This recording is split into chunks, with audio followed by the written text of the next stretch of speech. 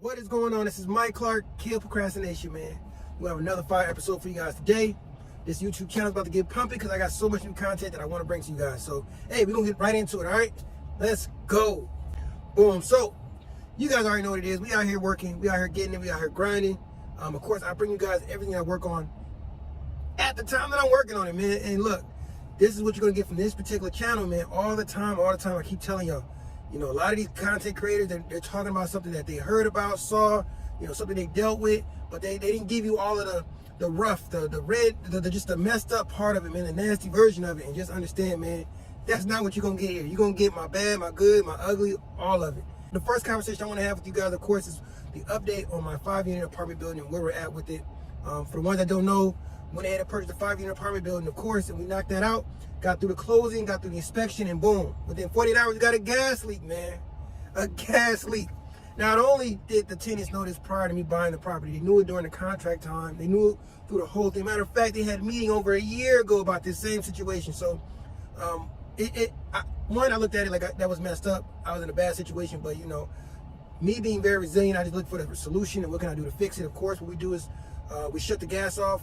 We got it under control. There's no more gas smell. We actually got a new water heater in. That was where the gas leak came from, and boom, now it's gas-free environment for everybody because that's what we do, man. We're not a slumlord. I never want to be a slumlord. So, I know a lot of people don't like landlords, or they don't like property owners that rent out spaces. But understand, man, sometimes you need somebody responsible to take over a property because not everyone's meant to be a landlord, man.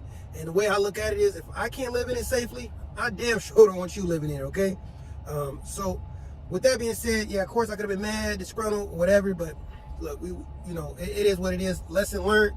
I'm definitely gonna know next time for the next closing, the next property I do vet, I'm gonna make sure I have every personnel I need, from the electrician to the foundation guy to the roofer. Everybody's gonna be there. One fell swoop, man. I'm retired with the inspectors, man. I might have an inspector, but I'm definitely gonna have more people on the back that can just cross the T's and dot the I's. You dig? That's where I'm at. So we got to that part. Our contractor's on about 90% done with the actual property. We're gonna put some pictures maybe here, over here, or the update and the project. That'll be dope. You guys need to understand that this project on the outside is taking so long because there's so much dry rotted wood. Not only that, we actually redid the stairs on this project, so that part has been a hurdle in itself. During this time, we also had to put a 10-day eviction on one of our tenants, man. He actually went 2 months without paying. Prior to closing, we never got collected his rent because he never paid the previous landlord, so we were behind a month from there, and then the next month he was late with us, so we actually had to give him a 10-day notice to evict. From there, it got real nasty, disgruntled.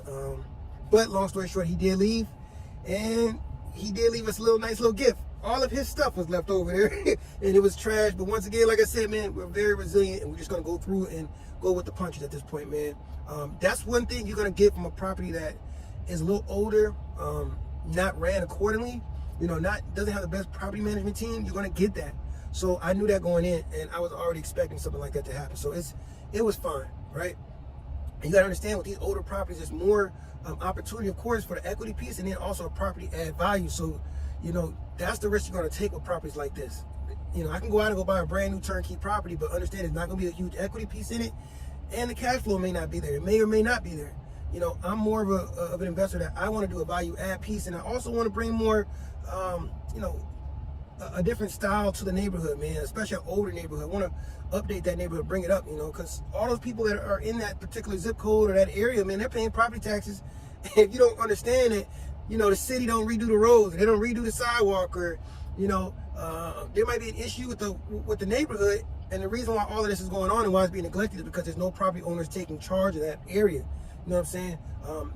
For example, on this particular property, the gas company, they ripped out the sidewalk and something else on the street, and they kind of just threw it back together.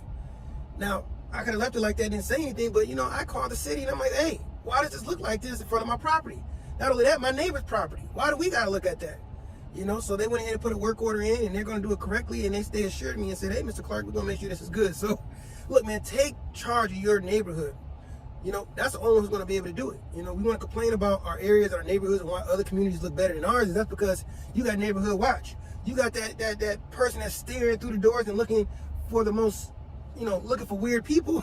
and saying, hey, that person don't belong. Like, I'm sorry, but that person's being protective of their community. So I can understand it. I truly understand it. And if we all become like that, then we all can take ownership of our neighborhood, and we can do the exact same thing, because that's what it's going to take. It takes a village to do what needs to be done with a property in a community. All right. So, like I said, once we applied that 10-day notice evict on that last tenant, that gave us full control of the entire property, which was great.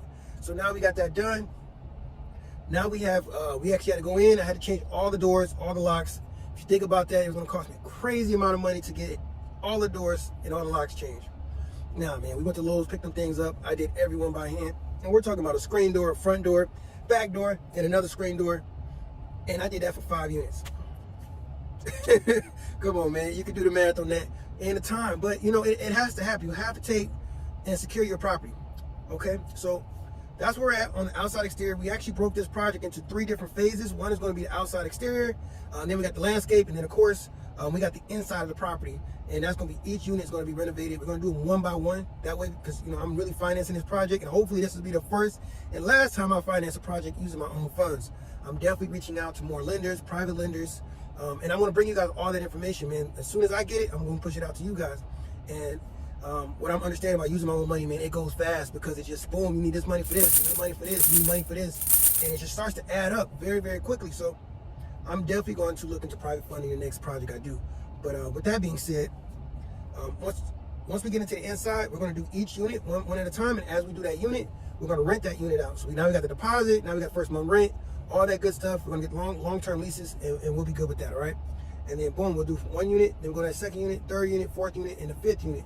Now the 5th unit is actually the worst unit. It actually needs, the floor needs to be re-leveled, the wall needs to be skimmed, or it might need a full gut. I have no idea just yet.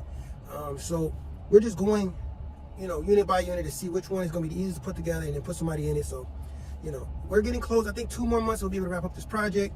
And I'm already looking into the next project, but however, there's other things that I got to finish up, like those 7 plots of land that we bought on the tax that we finally took over those properties.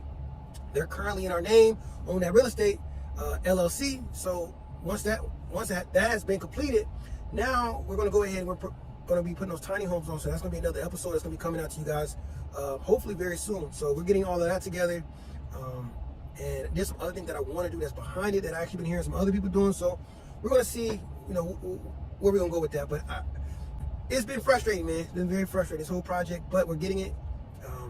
I want to let you guys know, everything's not going to be easy. You're going to have hurdles. You're going to have bumps and bruises. And it's just how you get back up and how do you react to it. That's where I'm at with it, man. How do you react to it? What are you going to do? You can complain, but nobody cares at the end of the day. I already went through this. The banks have already signed off. They don't care about my problems, your problems, or anybody's problems. Hey, they want to make sure they're getting their money back. So that's one thing we're doing. Of course, the new thing I'm doing is taking on a lot of debt. So I definitely got to consolidate everything, get everything more organized to make sure that we're making our monthly payments on everything. Our credit is being built, and that's going to allow us to, of course, buy more property. And once this property is done, we're going to do a cash out refinance. We're going to check that out once we get everything together. We get the units rented out. We'll get the appraisal. Boom. And I'm going to bring you guys that video. So I got a lot of content to bring to you. And yeah. So if you guys got any questions, comments, concerns, I'm going to let you guys put in the comments. If you need any help with your project or you need any advice, definitely put in the comments. We can definitely talk about it, chop it up. I also got a link to my link tree. If you guys want to call me directly, you know, schedule a time to talk to me, that's great as well. So there's many ways to communicate with me, all right? Just get into it, get started. Yeah, everything's not going to be perfect starting out, but, you know, what is, all right? It's Mike Clark, Kill Procrastination, man. We out. Let's go.